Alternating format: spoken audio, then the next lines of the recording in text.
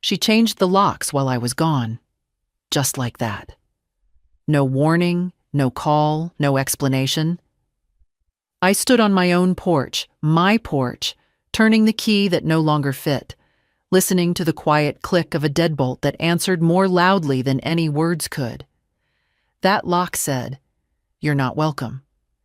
That lock said, "This is no longer your home." But it was mine. God help me, it was still mine. The air was colder than I expected for late April. I'd only taken a weekend trip to Stillwater to visit my oldest friend, Clara. She'd had a rough winter, lost her sister, caught pneumonia, nearly gave up. She needed me. And I, though I didn't admit it then, needed the break. A few nights of sleep without footsteps above me, without that sharp perfume of Celeste in every hallway, without feeling like a stranger in the house I paid off 23 years ago. I'd called before I left. I'd left a note on the kitchen counter, too. "Back Sunday by noon. Take care. N." Nothing dramatic, just what a person says when she assumes she's still considered family, still has a place at the table, still owns the walls around her. I tried the key again. Same result. At first, I thought maybe there'd been a break-in. Maybe someone had changed the lock for safety. But then I noticed the tiny white sticker near the handle, barely visible in the morning light. Seculock Installations. Friday, 3:15 p.m. Friday. The day after I left. Not even a full 24 hours. I pressed the doorbell and waited. Nothing. Knocked, then rang again. Still nothing. My old hydrangeas, trimmed back by someone who clearly didn't understand them, stood like small skeletons by the porch steps. My mailbox still had the dent in the side from where Alex hit it with a wiffle bat in 1991. The welcome mat, crooked, muddy, still read, "Home Sweet Home." Home. I took a step back, looked at the windows, curtains closed, silence inside. I checked my phone. No missed calls, no messages. I dialed Alex. It rang 4 times, then voicemail. "Alex, it's Mom. I'm back from Clara's. I can't get in. The locks have been changed. I'm sure there's some misunderstanding. Call me, please." I hung up and waited. For 5 minutes. Then 10. Then I called again. Still nothing.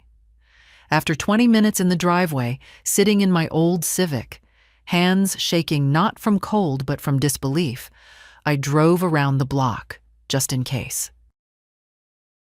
Maybe Alex had gone out for milk. Maybe Celeste had gone to the gym. Maybe this was all a mistake. But it wasn't. Because when I circled back, their car was in the driveway. The sleek black Lexus I'd helped them with when they hit a tight patch 2 years ago. Parked neatly on the same driveway my husband Jack and I laid with our own hands the summer after we paid off the mortgage. I got out again. Knocked again. Rang again. Nothing. It was then, standing there in the wind, that it hit me. Not all at once. Not like a slap. But like cold water slowly creeping into your bones. This wasn't an accident. This was a decision. A boundary drawn by someone else in a house that was still legally and spiritually mine. I didn't cry. I wish I could tell you I did. That it all poured out in one clean, cathartic sob. But no. I stood still, let the hurt settle quietly like dust, and got back in my car. I parked 2 blocks down. I didn't know where else to go. Clara was 2 hours away. I didn't want to explain it yet. I didn't want anyone's voice telling me, "You have to fight this." Or worse, "I told you they'd try something like this." I needed time to think. That evening, I slept in the driver's seat, or tried to. My knees stiffened, my neck cramped. My bladder woke me at 2 a.m., and I had to find a 24-hour gas station to use the restroom. I bought a coffee I didn't want, just to not feel like a loiterer. The cashier, a boy no older than my grandson would be, smiled kindly. I nearly burst into tears right there, just because someone saw me. By 6 a.m., I was parked again near the house. The sky was bruised pink and orange. Dew clung to the grass. And then the lights inside turned on. I watched through the windshield as Celeste stepped out onto the porch in a silk robe, sipping from the mug I got her last Christmas, the one that said Queen Bee.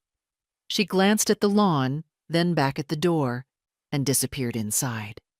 That was all I needed to see. Not rage, not even sadness, just finality and clarity. I drove away without touching my phone, but I knew what I was going to do. The house had never been big. 3 bedrooms, 1.5 baths, low ceilings, popcorn walls I never got around to scraping, but it held more life than most mansions I'd ever seen. We bought it in 1974, Jack and I, with barely enough for a down payment and a toddler on my hip. It had avocado green appliances and rust in the tub, but the backyard faced west, and the maple in the front yard lit up gold every fall. That was enough for me. Jack died on the porch. I don't mean that poetically. He died there, on a Tuesday, during his second cup of coffee. The Tribune folded in his lap just before 9 May. I came out with a piece of toast in one hand and my reading glasses in the other. By the time I noticed something was wrong, it was already too late. That was 12 years ago. I've lived alone since. Not because I wanted to, but because that's how it worked out. At first, I expected Alex would check in more. He did, for a while. Dinners every few weeks, sometimes with that eager tone in his voice like he'd remembered something important. Then came the promotion, the commute, the shift in tone. He married Celeste 3 years after Jack passed. A woman with sharp cheekbones, sharper words, and a job title that changed every quarter. She worked in branding, which seemed to involve a lot of slideshows and telling people how to make themselves look more expensive. She didn't like the house. That much was clear from the beginning. Said the kitchen was closed concept, said the floors creaked like a horror movie, said the place smelled like old fabric. She meant me. The first few years they lived in a sleek loft downtown, all chrome and echo. But when Alex's company downsized and Celeste's freelance contracts dried up, they needed a bridge. That was the word Alex used when he called. Just until we figure out our next move, Mom. A few weeks, maybe a couple months. I hesitated. I did. But then he said, it'd really help us out. And that was all it took. He could have asked me to sleep on nails and I'd have gotten the hammer ready. They moved in on a Sunday. 4 suitcases, 2 garment bags, a flat screen I didn't have a wall for. Celeste didn't speak to me much that day. She was too busy directing Alex, where to put her desk, where to set the box with her air purifier, which room needed to be depersonalized first. That meant my photos, my quilt. The doilies Clara crocheted for me last Christmas. I watched her stack them in a box without asking. She didn't even look at me. Later that evening, I found my wedding album in the hall closet. It had been on the sideboard next to the lamp for 20 years. Alex apologized. Sort of.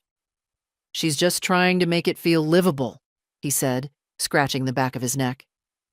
It was already livable, I said. He smiled tightly. Yeah, but, modern. That was the start. In the first week, they rearranged the living room. In the second, they replaced my coffee maker. By the third, I no longer kept milk in the fridge because Celeste was plant-based and said the smell bothered her. I began to feel like a tenant in my own house. No, not even a tenant. A guest. She called me Nancy, not Mom. not even Mrs. Tanner. Just Nancy. Like I was the neighbor who let the dog bark too long. When I brought it up to Alex, he waved it off. She's not big on formality. It's not formality, I said. It's family. But the truth was, I'd let them stay. I'd made space, I'd cooked, I'd cleaned, I'd turned down the thermostat because Celeste got migraines from dry heat. I stopped watching my mystery shows in the evening because she liked silence to meditate. I thought maybe, just maybe, this would bring Alex closer, that we'd find a rhythm. But mostly, I just found myself tiptoeing from room to room, carrying my quiet like a tray I was scared to drop. I remember the night I overheard them talking in the kitchen. "She keeps leaving dishes in the sink," Celeste whispered. "She's used to her own way," Alex mumbled back. "It's cluttered. It's bad energy." "She's trying." "Well, trying's not enough." I stood on the other side of the wall, hands damp with soap, my own words swallowed back like bad medicine.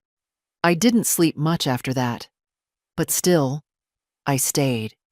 I thought it was temporary. That soon they'd find their next condo, move on, thank me for my help, and I'd get my home back. The one where I could wear my slippers in the kitchen and leave my puzzle half finished on the table. But time passed. Nothing changed. And then came Clara's call. Her sister gone. Her cough not letting up. "Would you come for a few nights?" she asked, voice barely above a whisper. I looked at the calendar. I looked at the guest towels. I looked at the way my slippers had been shoved under the couch. "Of course," I said. I left Friday morning. They changed the locks that afternoon. I raised Alex in that house. He took his first steps in the hallway between the kitchen and the den. Said his first word at the breakfast table. "Up." Reaching toward his father with both arms, grinning so wide we thought his face might split. He had a mole behind his left knee I used to kiss every night at bath time. When he was scared of thunderstorms, he'd crawl into our bed and fall asleep, curled against me. Tiny fingers hooked through the sleeve of my nightgown, like an anchor. I didn't forget any of it. But I think, somewhere along the line, he did. Jack used to say, "He's going to break your heart someday, Nancy. That boy's got too much wind in him and not enough roots." I'd laugh, swat him with a dish towel, tell him not to say such things. "He loves us," I'd say. "He loves what we give him," Jack would reply. "One day, you'll see the difference." The first time I saw that difference was the day Alex turned 25 and brought Celeste to Sunday dinner. She didn't offer to help with the dishes. She didn't ask about Jack's garden or the new curtains I'd just sewn. She didn't look at the old photographs on the wall. Instead, she commented on the smell of the roast. Rich was the word she used, though not as a compliment, and asked if we had any kombucha. I remember feeling embarrassed, like my kitchen wasn't clean enough, my food not sophisticated enough. Jack noticed. He caught my eye across the table, gave me that little shake of the head, and I knew exactly what he was thinking. But Alex was smitten. Every time she spoke, he lit up like a boy at a magic show. I didn't say a word. I didn't want to be the mother who judged too fast. I thought maybe she just needed time. She got plenty. They got married in a barn outside Minneapolis. Lavender tablecloths, violin quartet, mason jars hanging from trees like we were all extras in a lifestyle blog. I wore the blue dress I'd saved for something special. Sat next to Jack's empty chair and smiled until my cheeks hurt. They didn't ask for money, not directly. But 2 months before the wedding, Alex came over with a folder and a look he only used when he wanted something. "Just a little help," he said, "to ease the stress." $10,000. I didn't even hesitate. Jack would have called it soft-headedness. I called it motherhood. After the wedding, visits slowed. Calls grew shorter.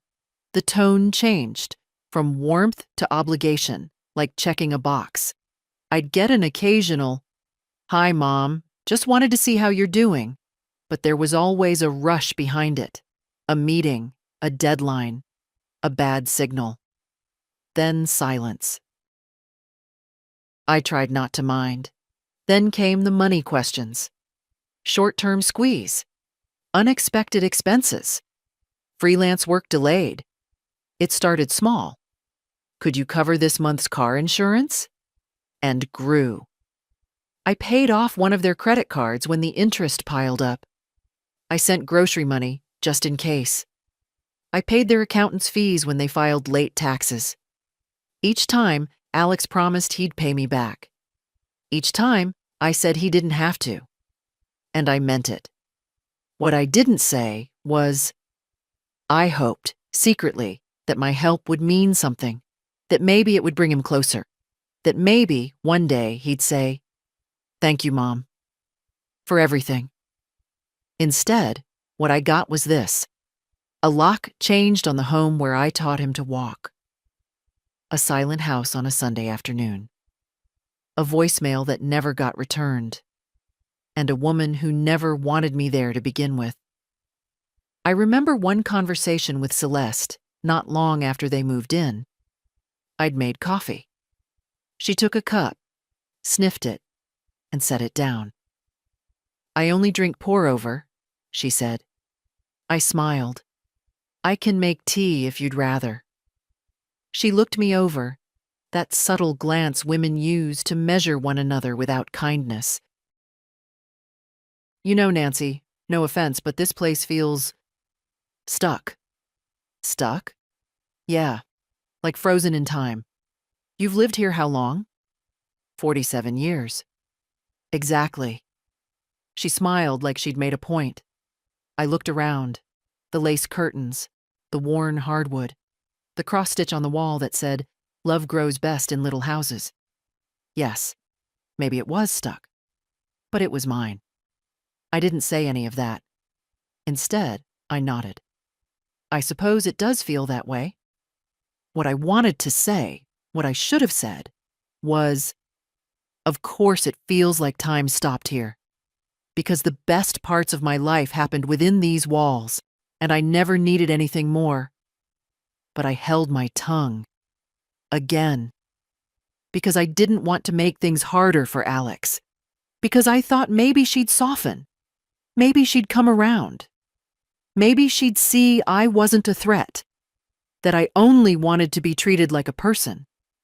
Instead, I got locked out like a tenant behind on rent. And the worst part wasn't that she did it. It was that he let her. The first night they moved in, I made a lasagna. It's silly what sticks with you. How much cheese you used, what time you pulled it from the oven, how you set the table with cloth napkins like it was Sunday, even though it was Tuesday. I even lit a candle. I wanted it to feel like a family again. Celeste took one bite, pushed her plate slightly away, and asked if there were gluten-free options.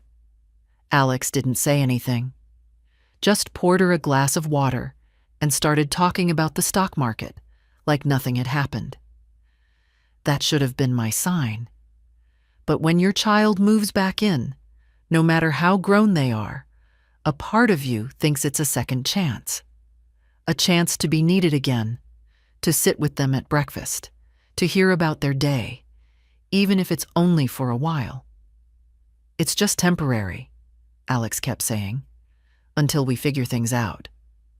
But temporary stretched into weeks, and weeks into months, and bit by bit, the lines of who belonged where started to blur, and then disappear entirely. At first, I moved my things to make space. I cleared 2 drawers in the guest room, thinking it polite. Then they asked if they could use the master bedroom. "Just for a while, Mom. The light's better in there and it's closer to the bathroom." I agreed. It was the room where Jack and I had spent 38 years, but I didn't make a fuss. I told myself it didn't matter. Told myself it was just walls. Next, it was the pantry. Then the closet. Then the bookshelf. Celeste had books with white covers and gold letters. Minimalist, she called them. Mine were dog-eared, with spines cracked from love. She asked if we could tuck those away. Which ones? Just the ones that don't match the aesthetic. She meant all of them. I boxed them up and put them in the attic. The kitchen followed. My red kettle was too loud, my baking tins cluttered. She brought in a blender that looked like a spaceship and cleared the counter of everything else. I found my utensils in a box labeled "Donate." Still, I said nothing. There was a moment I'll never forget. Small, quick, a pinprick that kept bleeding. I walked into the living room one morning with my cup of tea, and Celeste was already there, stretched across the sofa in leggings and a robe. She didn't look up. "Do you mind knocking?" she said. "Knocking?" "Before entering. This is the living room." "I know," she said, flicking through her phone, "but I'm meditating." I stood there, blinking, the heat from my tea fading fast. That night, I started keeping to my bedroom. I told myself it was easier. I read in bed, ate quietly. Even started watching my mystery shows on my tablet with headphones. The house didn't feel like mine anymore. It felt like a place I was borrowing, and badly. Once I left my slippers by the couch. The next morning, they were by the front door, neatly lined up, as if waiting to be taken away. Another time, I made oatmeal in the kitchen at 7 a.m., something I'd done every day for years. Celeste came down the stairs and wrinkled her nose. "I really need silence in the mornings," she said. "It's part of my wellness practice." I almost laughed, but I didn't. I apologized. To her. In my own kitchen. She started organizing the mail, too. Alex let her. One day I noticed my pension statement had been opened. She shrugged when I asked about it. "I assumed it was something we should keep track of," she said. We, as if we were all one household, except I wasn't counted. I was something to be managed. An old clock in the hallway, nostalgic, but in the way. The only time she ever smiled at me genuinely was when I said I might go stay with Clara for a few days. "Oh, that would be lovely," she said, her eyes lighting up. "Get some fresh air, right? Change of scenery? Clara's that friend with the lake house?" "No lake," I said. "Just a 2-bedroom in Stillwater." Still, she beamed like I'd offered her a holiday package. I told Alex the same thing, more out of politeness than hope. He said, "That's nice, Mom." Already halfway into an email. The morning I packed my bag, Celeste offered to drive me to the station. I declined. She hugged me anyway, lightly, politely. "Take your time," she said. I didn't know what she meant until I came back. And the lock no longer turned. The first thing I noticed when they moved in wasn't the noise or the clutter. It was the absence of consideration. You can feel it when it leaves a house. It's like warmth that slips out through a draft. Slowly enough that at first, you just put on a sweater. And then one day you realize you've been freezing for weeks. It started with the little things. My armchair, Jack's old recliner, the one with the patched leather and a groove from his left elbow, suddenly disappeared from the living room. "I had it moved to the garage," Celeste said. "It didn't fit the layout." "No one asked me," I replied. She tilted her head and smiled like a nurse indulging a confused patient. "Oh, I thought it was obvious. We needed space." We. Then came the rugs. My thick braided rug in the entryway was a tripping hazard, the bathroom mat with faded sunflowers. unsanitary. Bit by bit, my home became a showroom. Every decision was made around me, not with me. I was the old fixture in the corner, a houseplant they didn't water but couldn't throw out just yet. I tried to speak with Alex, more than once. The first time, he was on his laptop. I waited until he looked up, eyes tired, mouth pressed into a flat line. "Alex," I began, "can we talk about how things are going? I feel like, well, I feel like I'm walking on eggshells." He gave a short sigh. "Mom, it's just a lot right now. We're trying to stay afloat, and you're making it personal." "I am personal. This is my house." He closed his laptop a little too hard. "And we're grateful. But do you know how stressful this has been for Celeste? She's used to structure, order. She's trying to make this work. By removing me from the picture?" I didn't say that. I just nodded, lips tight.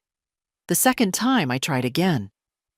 "I need you to understand something," I said, sitting across from him at the dining table. "I'm not a guest here." He didn't look at me. "I live here," I continued. "This is my home. Yours too, in a way. But I won't be treated like an intruder in it." "Then don't act like one," came a voice from the kitchen. Celeste didn't even look up from rinsing her juicer. She said it casually, like a throwaway comment on the weather. I stood there, stunned. And Alex, he didn't correct her, didn't defend me. Just shifted in his seat and muttered, "Let's all just calm down." Calm down. The two words people always use to shut women up. That night, I cried in my room. Not loud, not dramatically. Just the kind of quiet, worn-out weeping you do when you realize no one's coming to fix it. I almost called Clara, but I didn't want to be pitied. Didn't want to say it out loud. They're erasing me. I noticed it in the refrigerator too. My pickles gone. My yogurt replaced by glass jars filled with strange seeds. My name not on anything, because I wasn't sure I was allowed to label food in my own kitchen. When I dared to put a casserole dish in the oven on a Saturday, Celeste walked in, sniffed, and said, "Is that meat?" "Yes." She made a face. "Could you maybe do that when I'm not home? I'm really sensitive to animal smells." I opened my mouth to reply, but Alex beat me to it. "Come on, Mom. You know she's trying to stay plant-based." "I'm trying to stay sane," I said. He didn't laugh. Eventually, I began going to bed earlier just to avoid the tension. I used to stay up late, read on the couch with a blanket and a biscuit. Now, I disappeared by 8:80. It was around that time I noticed the mail came opened. Not always, but often. Especially anything from the bank. I confronted Alex gently. "I noticed my bank statement was opened," I said. "Oh, that? Must have been a mix-up. We're getting a lot of stuff right now." "But it was clearly addressed to me." He waved a hand. "Don't worry about it, Mom." I started keeping my financial papers in a box in my closet. I suppose I could have drawn a harder line earlier, raised my voice, set rules. But part of me still believed that if I just waited long enough, he'd remember. Remember who I was to him, what I'd done for him, how many nights I stayed up with him when he had asthma, how I skipped meals so he could have lunch money. Instead, he told me to not take things so personally. And then, one morning, I overheard something from the hallway, something not meant for me. Celeste, speaking low on the phone. "She won't be here next week. I'll get the locksmith in on Friday." Pause. "No, she won't fight it. She's too passive." Another pause. "I just want this house to feel like ours already." I stood frozen, breath shallow, my heart pounding like it was trying to warn me. "You heard right. That afternoon, I packed my overnight bag for Stillwater. And for the first time in weeks, I smiled.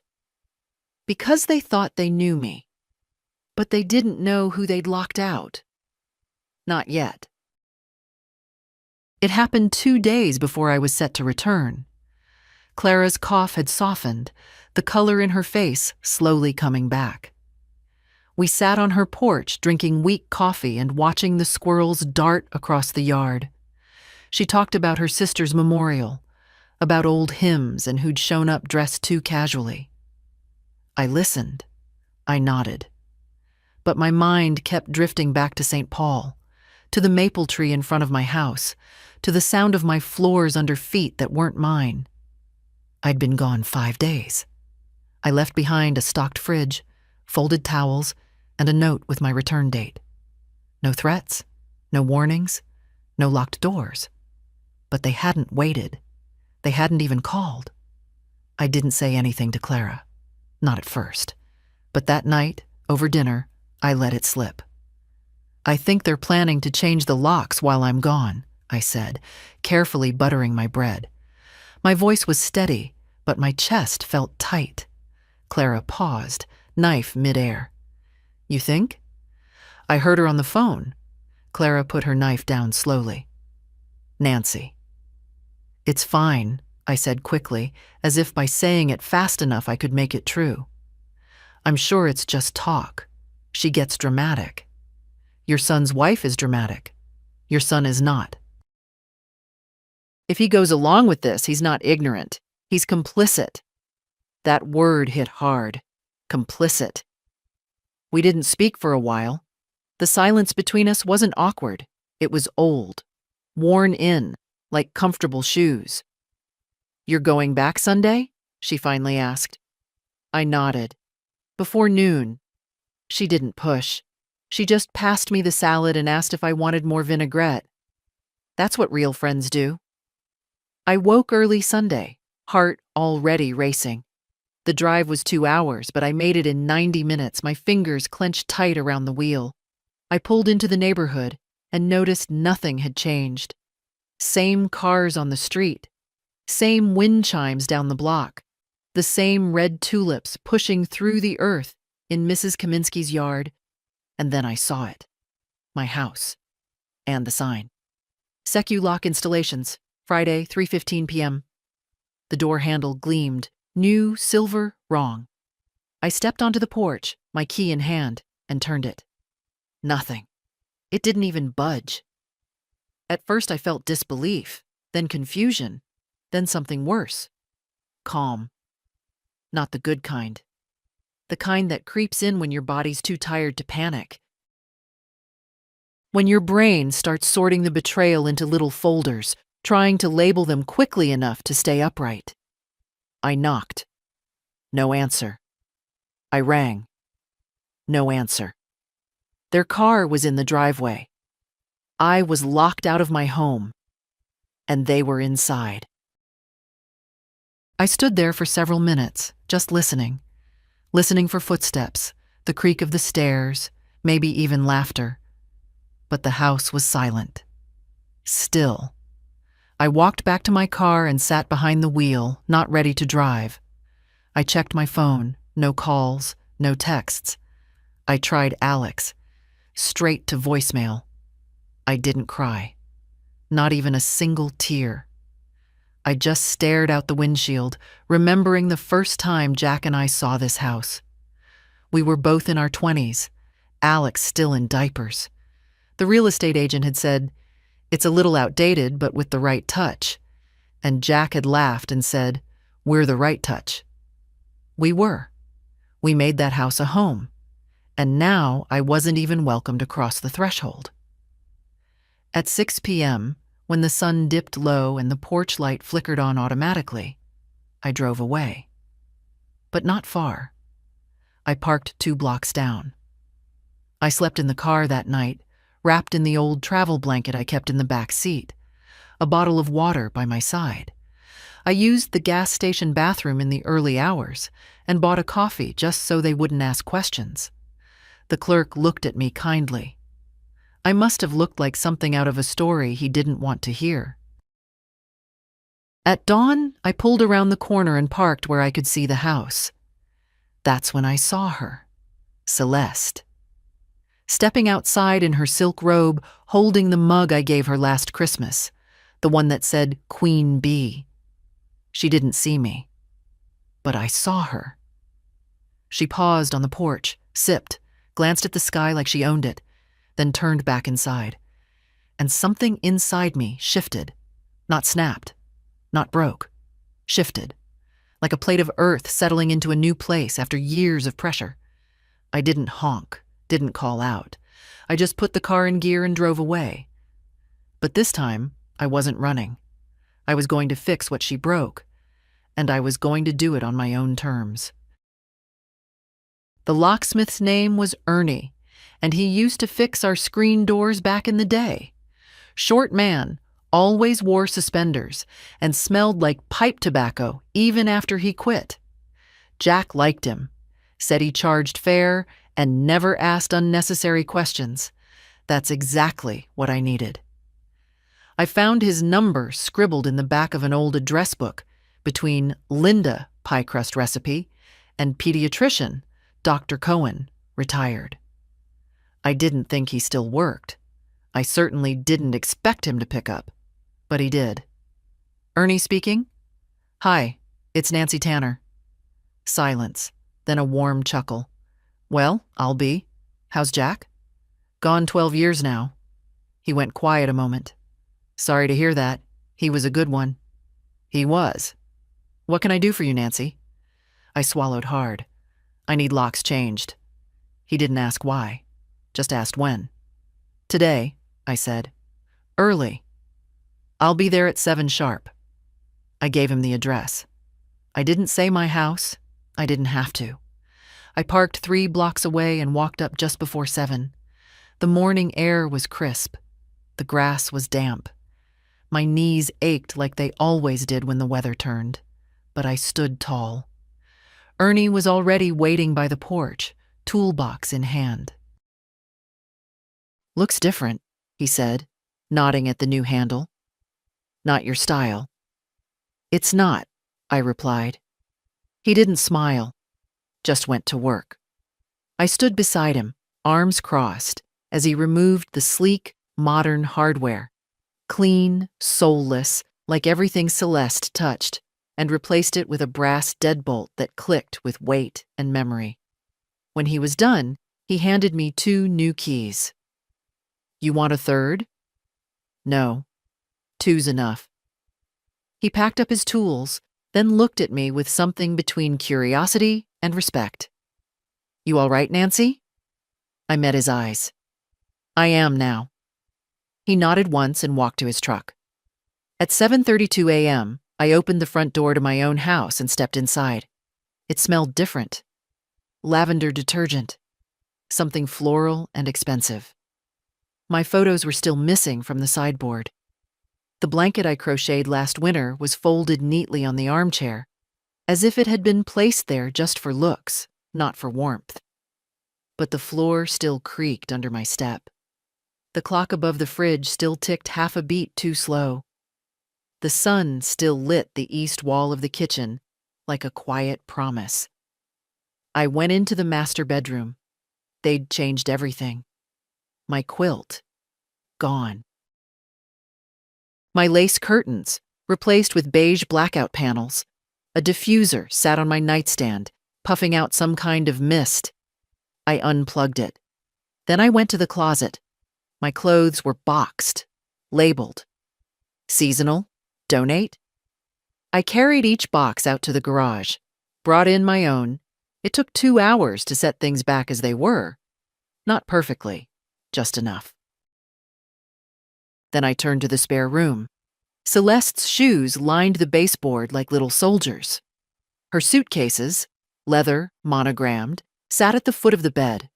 Her silk robe hung on the door. One by one, I carried everything out to the lawn.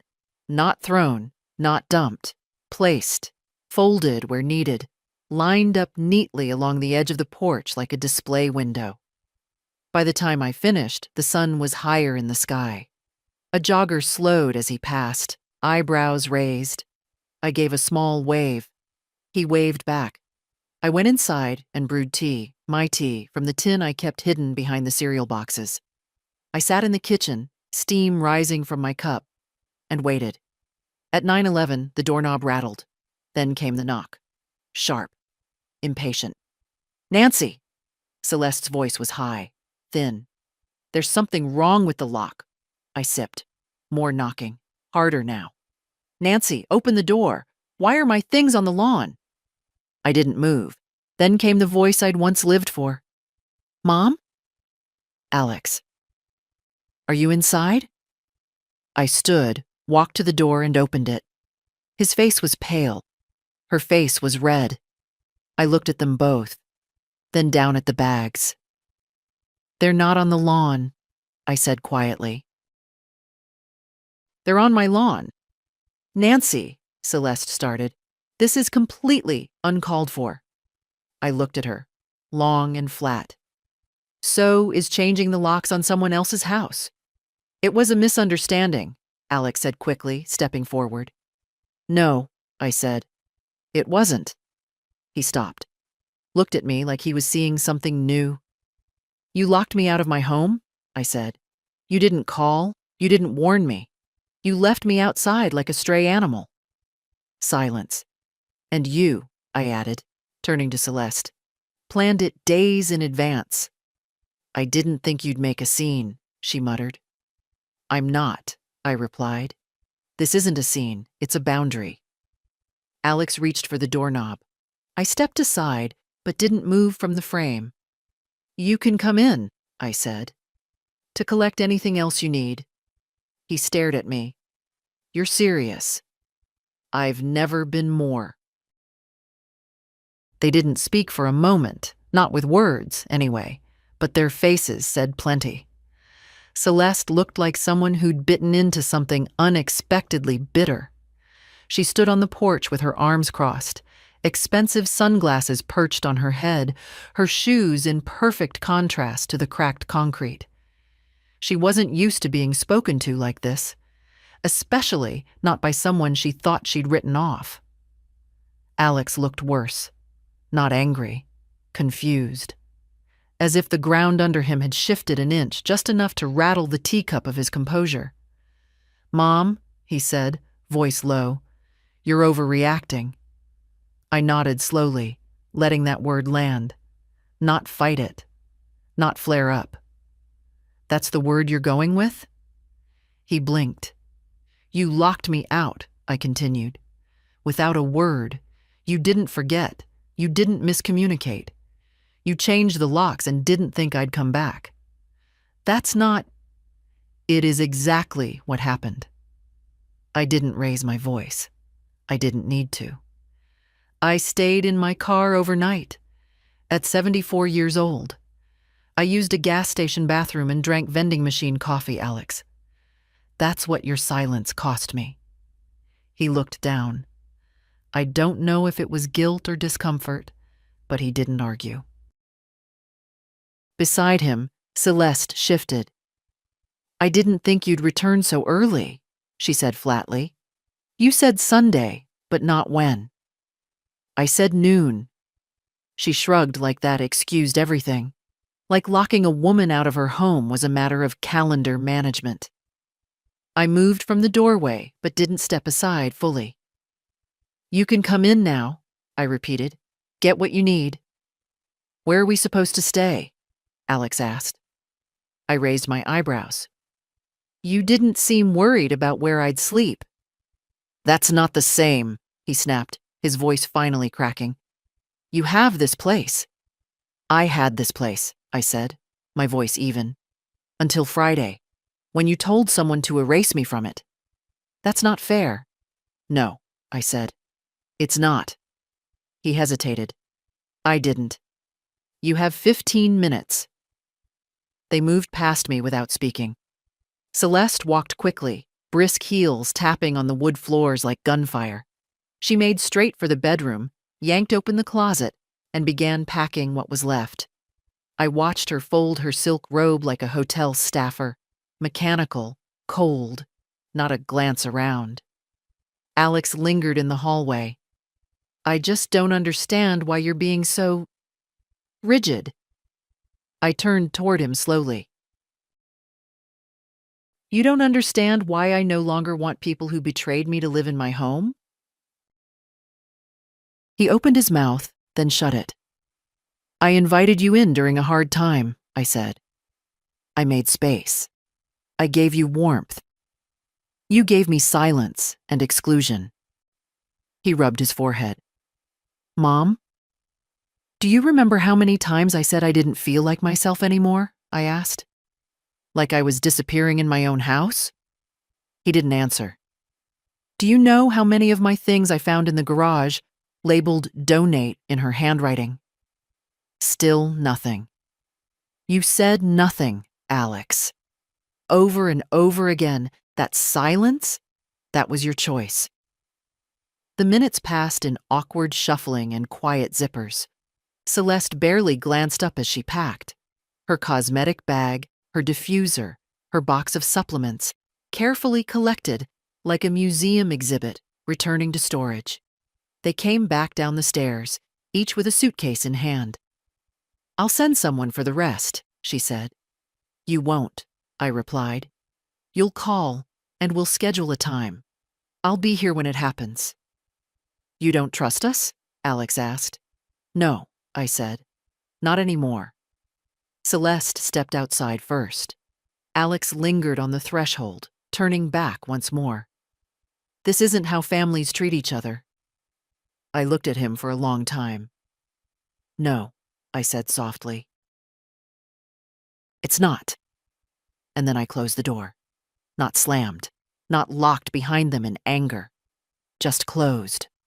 I walked back through the house slowly, not inspecting, just absorbing. The silence was different now, not tense, not tight. Still. I made another cup of tea. The windows were open, the breeze light. The house smelled like lavender and coffee and something older, something that had always been mine. At 11 high, my phone rang. Alex. I let it buzz. Let it go to voicemail. Then came the text. Can we talk later? I'm trying to understand all this. It just happened so fast. I didn't reply. Because it didn't happen fast. It happened slowly, over years, over 1,000 small moments when I let myself disappear in order to keep peace that never truly existed. Now, the peace was real, earned, and I had no interest in giving it up again. By noon, the sun had fully claimed the front lawn. Her suitcases were gone. The porch was empty again, no leather bags, no passive-aggressive perfume in the air. Just wind, soft and dry, brushing over the steps where Jack used to drink his Sunday coffee and read the sports section aloud even when no one asked him to. I stood by the window with my tea, watching the space where Celeste's things had sat. The grass was slightly pressed down. Temporary bruises. Nothing that wouldn't spring back by morning. That's the thing no one tells you about houses. They remember. They remember where your baby's bassinet stood, where the Christmas tree leaned just a little to the left every year, where your husband dropped his keys at the exact same spot, even after you moved the hook. They also remember the silences, the cold shoulders, the months when your voice didn't carry through the walls because no one was listening. But they always welcome you back if you choose to return with your spine straight and your dignity intact. The house was quiet, not awkwardly, peacefully. I sat down at the dining table, alone for the first time in weeks, and didn't feel lonely. I felt here, present. It took less than an hour to restore the kitchen. My kettle back in its rightful place. My cookbooks on the counter, open to dog-eared pages. The jar of pickles I'd hidden behind the cleaning products brought back to the fridge shelf where it belonged. I lit the cinnamon candle Clara gave me for my birthday. Celeste had once sneered that it smelled like an airport lounge. I let it burn anyway. I liked it. Around 2 in the afternoon, I opened the box of documents I kept under my bed, the one Celeste never quite dared to touch. It held every important paper from the past 5 decades. Mortgage payoff notice, Jack's death certificate, Alex's birth certificate, and a folder labeled legal. I flipped through the contents until I found what I was looking for. The deed. Still in my name. Still only my name. There was something deeply satisfying about seeing it, even after all these years, like a soft yes whispered by the universe when you most need to hear it. My phone vibrated again. Alex. I think we should talk soon. Things are tense, but maybe we can work through it. I didn't reply. Instead, I searched my contacts for someone I hadn't called in years. Howard Leonard, my lawyer. The last time we spoke was when Jack passed. He handled the probate with quiet efficiency. We never became friends, but he remembered my name without asking twice, and that counted for something. I dialed. Leonard and Westman, came the receptionist's voice. Hi, this is Nancy Tanner. I'd like to schedule a meeting with Mr. Leonard. Do you have a matter in progress? No, I said, but I think it's time I did. The office still smelled like leather and printer ink. Nothing fancy, just shelves of thick books and a clock that ticked a second behind real time. I sat on the same couch I had 12 years ago, after Jack's funeral, with the same nervous fingers locked together in my lap. Howard came out in the same kind of suit, slightly wrinkled, not expensive, but well pressed. His hair had thinned, his glasses thickened, but his eyes were just as sharp. Nancy, he said, offering his hand. It's been a while. It has. Let's catch up. I told him everything. Slowly. Carefully. Not dramatic. Just facts. He listened without interrupting. Only when I finished did he lean back and exhale through his nose. You're not the first, he said quietly. Elder clients who let family in and suddenly find themselves out. But you might be the first who fought back before it was too late. I don't want to be angry, I said. I just want to be clear. I want the house protected. I want my documents updated. I want to make sure I'm never put in this position again. He nodded. We'll revise the will, lock down the property, and set up power of attorney for someone you actually trust. That would be my banker, not my son. No problem, I'll prepare the drafts. And I'll include a letter of notice. To Alex? To both of them. I want it quiet, I said. No threats, just facts. They'll know I'm done. He nodded again. By the time I left the office, the sky was streaked with gold. November sun melting over the city like a quiet apology. I stopped at the grocery store on the way home, bought the good butter, the jam Jack liked. Fresh tulips, even though they never last long this time of year. That night, I ate dinner at the table with the radio on low. No one critiqued the meal. No one opened my mail. No one asked if I'd considered repainting the kitchen something more neutral. I went to bed with the windows open just enough to hear the wind. My phone buzzed once before I fell asleep. Alex. Still hope we can talk soon. I didn't answer. Not yet. Maybe not ever. I didn't tell Clara what happened until 2 days later. Not because I was hiding anything, but because I needed to feel it myself first. To sit in the silence and know it wasn't going to turn on me. To walk from one end of my house to the other without someone sighing behind me. To make toast at 6 in the morning and not feel guilty for the sound. When I called her, she answered on the first ring. Well? She asked. No greeting. Just that one word, stretched with concern. They're gone, I said. A beat of silence. Gone where? Don't know, don't care. She let out a sound halfway between relief and disbelief. You actually did it. I did. You changed the locks back? Yes. You put her things on the lawn? Every last pair of overpriced shoes. Oh, honey, she whispered. You finally stopped asking for permission to be the owner of your own life. I didn't say anything. My throat tightened too fast. You want me to come over? She asked.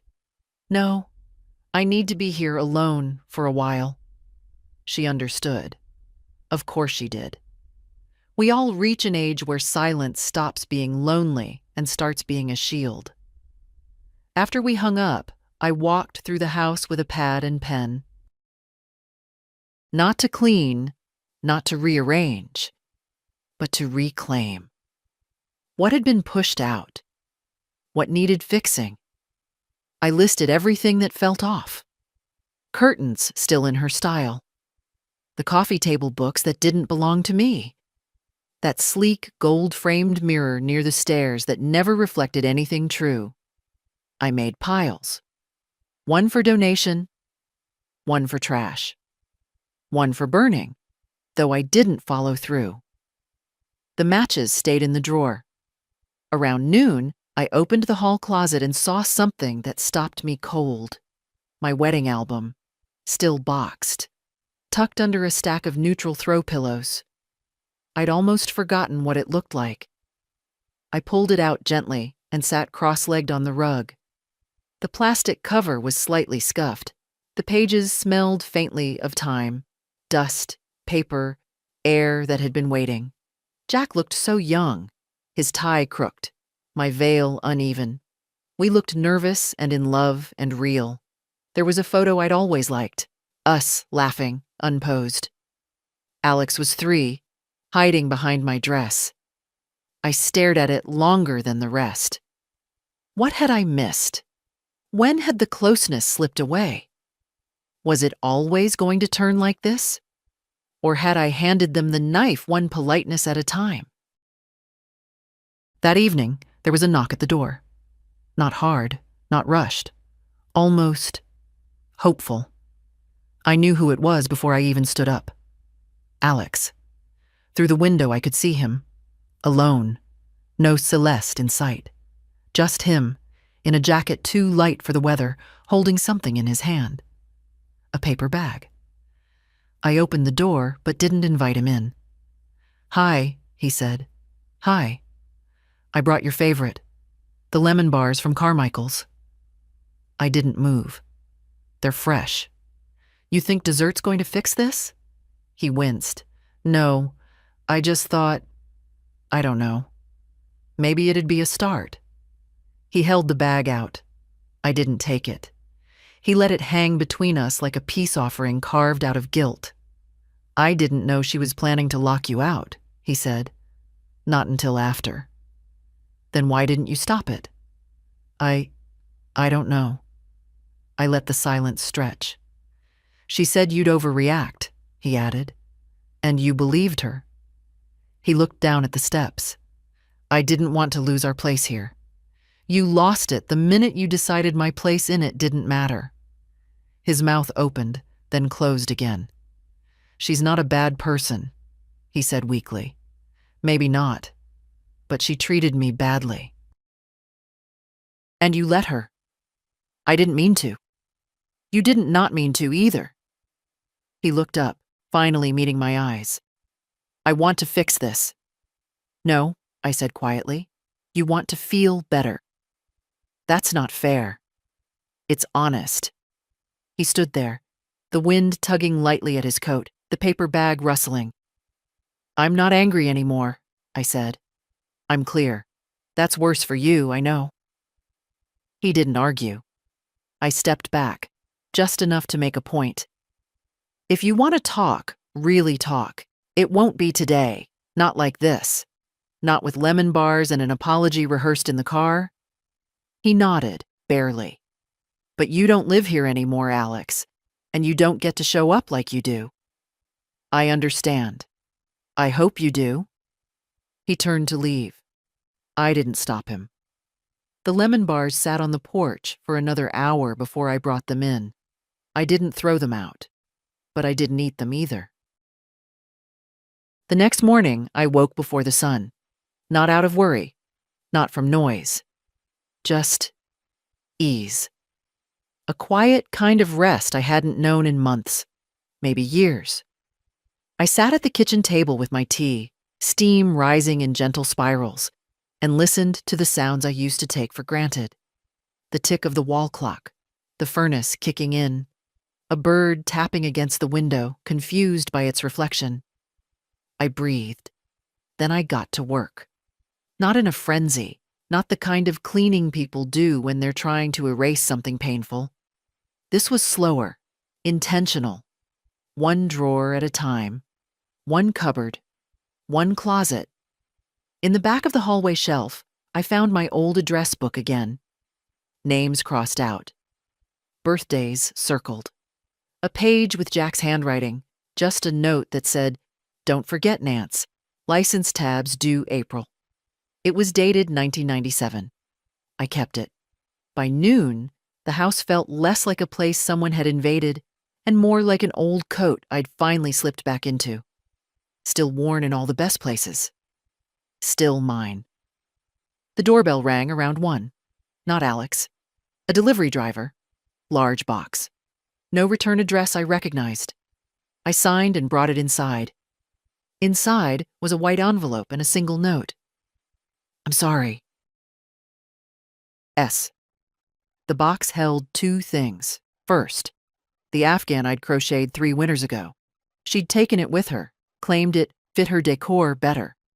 Now it was folded neatly, smelling faintly of her citrus detergent. Second, a framed photo of me and Alex from when he was maybe 10. Disneyland. I was wearing a sun visor. He was missing a tooth. We both looked sunburnt and happy. I sat down on the couch and stared at the photo. I didn't cry. I didn't forgive either, but I acknowledged the effort. That mattered. I called Clara that evening, told her about the delivery. "She's trying to make peace," Clara said. "She's trying to rewrite the ending." "Well," Clara said, "you're the one holding the pen." That night, I started drafting my new will, not out of spite, out of clarity. The house stays with me. It always did. But now it stays in writing, protected from sweet words and slow betrayals, the kind that come not with fists, but with silence and erasure. I didn't cut Alex out. I'm not made of ice. But I changed the terms. The house is no longer something he's entitled to. It's something he may be offered, if he shows he understands what it meant to me. If not, it will go elsewhere. Maybe to the shelter I volunteer at. Maybe to the church that helped Clara through her sister's illness. Maybe to someone who sees it for what it is, a place built on love, not entitlement. Howard, my lawyer, supported the changes. "You'd be surprised," he said, looking over the papers. "Most people wait until it's too late to reclaim their lives. I waited long enough," I said. He nodded. "You want to include a letter?" "No," I said. "I think they've heard enough from me." The next few days passed without incident. No calls, no knocks, just silence. But it was a different kind now. Not tense, not bitter, just clean. I found myself humming while sweeping the porch. I caught the light better in the mirror when I put my earrings in. I even went out to the garden and trimmed the hydrangeas the way I used to before someone else told me I was doing it wrong. A neighbor waved. "You're out early." "Trying to beat the frost," I said. He smiled. "Glad to see you around more." So was I. The freedom didn't feel loud or flashy. It wasn't a parade. It was a quiet yes in my chest, a stillness in my bones. That night, I sat on the porch with a book. The sun dipped behind the roof lines. I pulled the Afghan over my knees, mine again, and turned the pages slowly. At one point, I looked up, just in time to see a car slow in front of the house. Alex's. He didn't stop, didn't park, just looked. I looked back, and then I turned the page. I didn't hear from him for a week after that drive-by. Not a text, not a call. No soft knocking at the door pretending it was all a misunderstanding. I knew he saw me. I saw the way his eyes flicked to the porch, just long enough to register I was there before he looked away. Like someone checking a window for rain and pretending they're not already soaked. I didn't wave. I didn't smile. I didn't chase. And he didn't come back. I wish I could say I didn't think about it, but I did. Late at night, when the house got too quiet, when I'd pour myself a second cup of tea just to hold something warm, I'd wonder if he regretted it, if he saw how far off the path he'd wandered, if he knew how long it would take to walk back. But every time I caught myself hoping, I'd remember the sound of my own key failing in the lock, the cold metal, the way the door stood firm against me, like a stranger's back. That was what they gave me. And I couldn't forget it just because he might finally be sorry. Howard sent the finalized documents on a Thursday. Heavy envelope. Clean lines. My name, clear and centered. I opened it on the kitchen table, just like I'd once opened birthday cards and baby books and property tax notices. It felt different, not heavy, solid. The house was now protected by every letter of the law, not just sentiment, not just assumption. I'd made sure of it. I signed the final pages, slid them back into the prepaid envelope, and sealed it shut. When I dropped it into the mailbox, I felt no triumph, just steadiness, like locking a door before bed. Routine, essential, done. Saturday morning, the phone rang, the landline. No one uses that line anymore except the doctor's office and political volunteers around election season. But it was Alex. His voice was careful. "Hi, Mom." "Hello? I was wondering if we could sit down, just the two of us." "About what?" He hesitated. "Everything." I let that hang a moment. Then I said, "You can come Sunday, at 3, 1 hour. You're serious?" "I'm clear." He paused again. "Thank you." I hung up before he could say anything else. Sunday came brisk and gray. I baked cornbread, not for him, for me. I always make cornbread when I need to feel grounded. The smell of it reminds me of autumns when Jack used to bring in damp firewood and leave wet footprints by the back door. At 2:55, I made tea. At 3:02, he knocked. I didn't make him wait. He stepped inside like a man unsure of his welcome, not just cautious, soft, shoulders drawn in, hands empty, eyes tired. "Can I sit?" I nodded toward the armchair, not the couch. He caught that.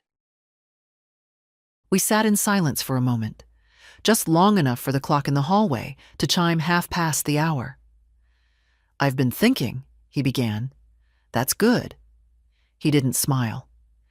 Everything that happened, it wasn't just her. I said nothing. She has strong ideas. She pushes. But I didn't stop her, and that's on me. I still said nothing. I let her talk me into things. Told myself it was easier. Told myself you'd forgive it. I looked at him then. Really looked. Not at the boy I raised. Not at the teenager who slammed doors. Not at the man in a rented tuxedo on his wedding day. Just him, as he was. Flawed.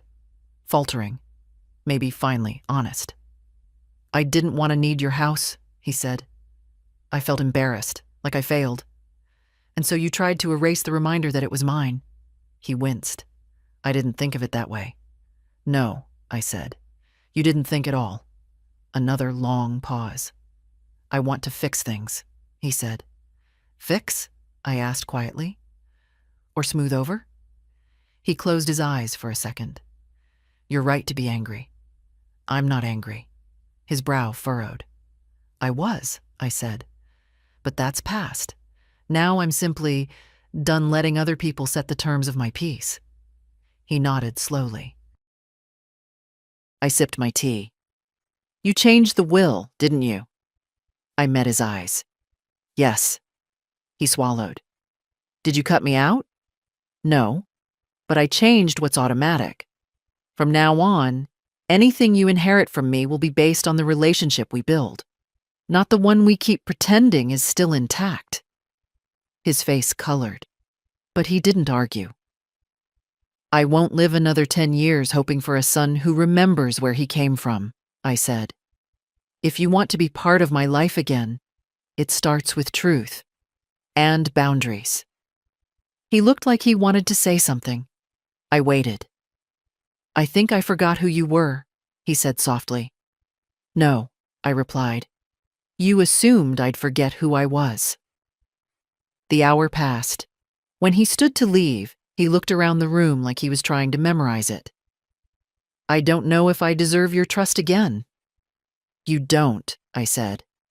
But you'll let me earn it? That's up to you. He opened the door. I'll call soon? If you mean it, I said. And I closed the door after him. This time, not as an end. But as a beginning, I didn't need to rush. A week passed. Then 2. No calls. I didn't wait by the phone. I'm too old for that kind of theater. But I noticed. The absence. The silence. This time it didn't sting. It just confirmed what I already knew. When people are used to taking, the offer to rebuild feels too much like work. So I lived. I trimmed the hedges, cleaned out the hall closet, sent Clara a box of old scarves I no longer wore, with a note that read, "Too much neck for one woman." She called, laughing. I watched the birds return to the feeder outside the kitchen window, read library books in the afternoon sun. One morning, I even baked cookies just because I felt like it. Not for guests, not for company, just because the smell felt like home. It's strange how space shifts when you're no longer bracing for someone else's disapproval. The rooms opened up again, not wider, just truer, like they'd been holding their breath, same as me. On the 3rd week, a letter arrived. Handwritten. No return address, but the penmanship told me all I needed. Alex always pressed too hard with the pen, like he didn't trust the ink to stick unless he forced it. I held the envelope for a minute before opening it. Inside, 3 short paragraphs. Mom, you were right. I let her reshape everything. My words, my silence, even how I saw you. I thought I was keeping the peace, but I was just hiding behind it. I'm not writing this to fix things. I know I've got work to do. But I needed you to know I see it now. All of it. I miss the sound of your voice when you read the paper. I miss Sunday mornings. I miss home. If there's a way back, even slowly, I'll walk it. If not, I understand. Alex. I read it twice. Then a 3rd time. Not because it moved me, not yet, but because it surprised me. Honesty, finally, without dressing. No flowers, no requests, just what needed saying. I didn't reply. Not that day. I let the letter sit on the table under my sugar jar like a bookmark, let it soak into the walls. The next day I went to the bank. Miriam, my account manager, met me in her usual pale blouse and gray sweater, the kind of neatness that comes from habit, not vanity. You want to finalize the beneficiary structure today? She asked. Yes, I said, and remove a few automatic authorizations. She nodded, typing briskly. We went over everything, line by line, number by number. My modest retirement fund, the house, the small insurance policy I'd kept active all these years. Nothing extravagant, But enough. I've added language to protect the estate from any dispute, she said, clicking a few more times. No joint access. No ambiguity. Good, I said. When we finished, she printed the documents, watched me sign. May I ask, she said gently, are you doing this because of a conflict? No, I said. I'm doing this because I'm done being the only adult in the room. She smiled. We don't hear that one often. I bet you don't. That afternoon, I walked home slower than usual, stopping to admire the last few leaves clinging to the ash trees. It was almost Thanksgiving. Cold had crept into the corners of everything, but it wasn't cruel, just honest. Like the air knew what came next and wasn't pretending otherwise. At home, I set the letter back on the kitchen table, read it once more. Then I wrote one of my own. Not a reply, a declaration. To whom it may concern, this house is not a prize. It is not a transaction. It is not a placeholder until something better comes along. It is not a second chance to rewrite someone else's story. This house is my life in walls. It's the mornings I watched my son learn to pour cereal. It's the nights I sat beside my husband while his breathing changed. It's the floor I swept with tired hands and the door I painted twice with a brush that kept shedding bristles. If you are reading this because I am gone, know that what you stand in is not just wood and wiring. It is memory. It is love that was tested and survived. And if you are reading this because I have chosen not to let you back in, know that it was not anger that closed the door. It was clarity. Nancy Tanner. I sealed the note and tucked it into the folder with the deed. Let it rest there, beside the rest of my life, quiet and unshakable. The wind picked up outside. I made soup. Turned on the porch light, even though no one was expected. The door stayed locked, but my heart did not. Thanksgiving came and went without a knock. Not from Alex, not from Celeste, not from anyone who once called this house theirs. And I'll tell you something, it was fine. No turkey, no folding chairs brought up from the basement. Just me and a warm squash stew, cornbread in the oven, and a slice of apple pie that I bought, not baked, because I didn't owe anyone effort that cost me joy. I set the table anyway.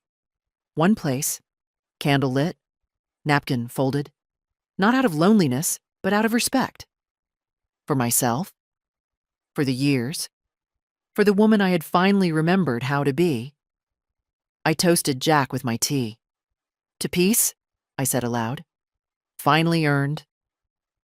The wind answered by rattling the window just enough to make me smile. The next morning, the mail brought something unexpected. Not a letter. A package. Small, brown. No return name, but the postage read, Chicago. Celeste's hometown. I opened it in the kitchen, standing over the sink, not sure what I expected. Inside was a small blue velvet pouch, and inside that, a locket. Gold-plated, delicate. The kind you buy for sentiment more than value. I opened it carefully. One side held a photo, me, much younger, holding Alex on my hip, both of us laughing at something out of frame. The other side was blank. No note, no message, just the locket.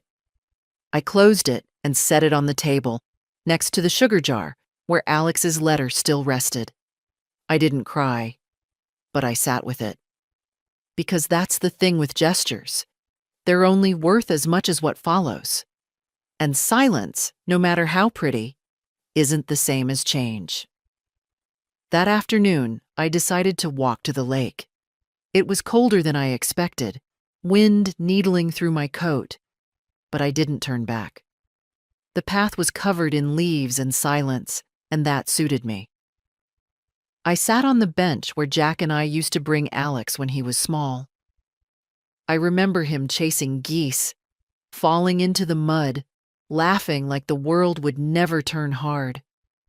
I thought about what it meant to be someone's mother, what it cost, what it gave, and what it could no longer excuse.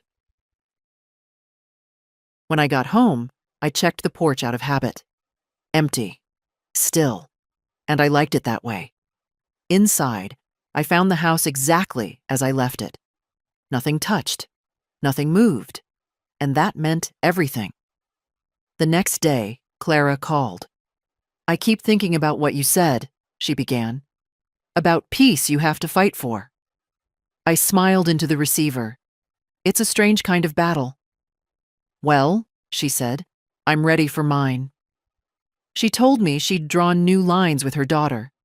Finally said no to one more favor that always ended in debt. It wasn't dramatic, she said, just different. Firmer. "I learned from the best," she added. "Oh, stop it." "No, really.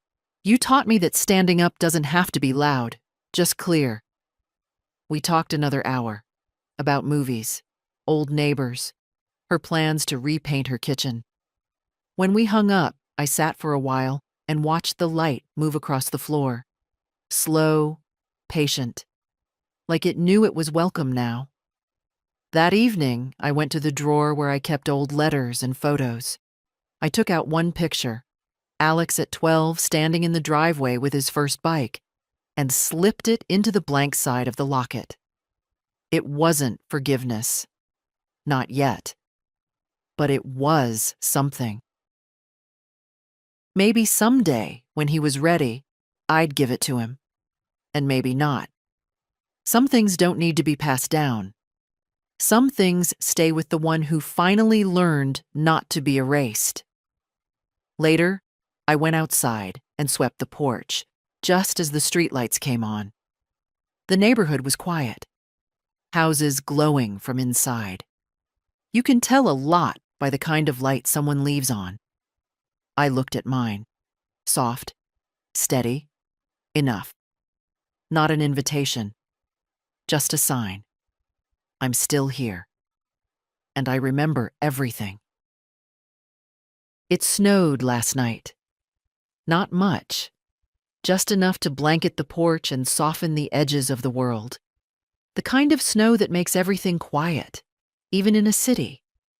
The kind that reminds you time keeps moving, no matter who stays, who leaves, or who finally learns what you've always known. I woke to the hush of it. The kind of silence that doesn't ask for permission. I made my tea, pulled the curtains back, and watched the world turn white. There was a single set of footprints on the walk. Not fresh, not expected. They led from the street to my front steps, then turned around. Whoever it was hadn't knocked. I didn't check the cameras. I don't have any. I believe if someone really needs to be let in, they'll wait. They'll try again. Not just come and go like memory. At noon, I bundled up and walked to the library. The girls there know me. Mrs. Tanner, large print section, always returns early. One of them handed me a wrapped parcel tied in twine. "Someone left this for you yesterday." I blinked. Left? Said it was important. The tag said only, "Nancy. Read this when you're ready." Inside was a book, a collection of essays. Not expensive. Well read. The spine had been opened wide, corners bent, notes scribbled in the margins. On the first page, in the top right corner, was handwriting I recognized. Alex's. I marked the ones that reminded me of you. I thought maybe if I couldn't find the right words myself, someone else already had. There was no signature. Just that. I didn't open it. Not then. I tucked it under my arm and walked home through the snow. Back at the house, I put the kettle on. Set the book beside the chair. Sat for a long time just looking out the window. And then I opened it. One essay was circled twice. A mother's silence is not her consent. I sat back, the words rising up like breath after deep water. The phone rang just after dusk. Not a call I expected. Clara. I have a question, she said. And don't laugh. I'm listening. Do you want to go on a trip next spring? A trip? There's a train tour, national parks, seniors discount, you and me. No husbands, no children, no apologies. I smiled. You planning my escape? No. I'm inviting you to your own life. I laughed then, loud, easy. I'll think about it, I said. Don't think too long. That night, I lit a candle by the window, not for show. Not as a welcome, just a light. For myself. For the years I had left. For the woman I was before the silences and the boxes in the garage. If you've made it this far, you already know the lesson. It's not about locks or luggage or letters that come too late. It's about remembering you don't owe anyone your erasure. Not your child. Not their partner. Not the world that keeps asking you to shrink. You don't have to get angry. You don't have to yell. You just have to stop opening the door for those who never learned how to knock and light a candle instead. For peace. For clarity. For the self you never truly lost. If this story meant something to you, share it with someone who needs it. Or leave a comment. I read them all, even if I don't always reply. We get braver together.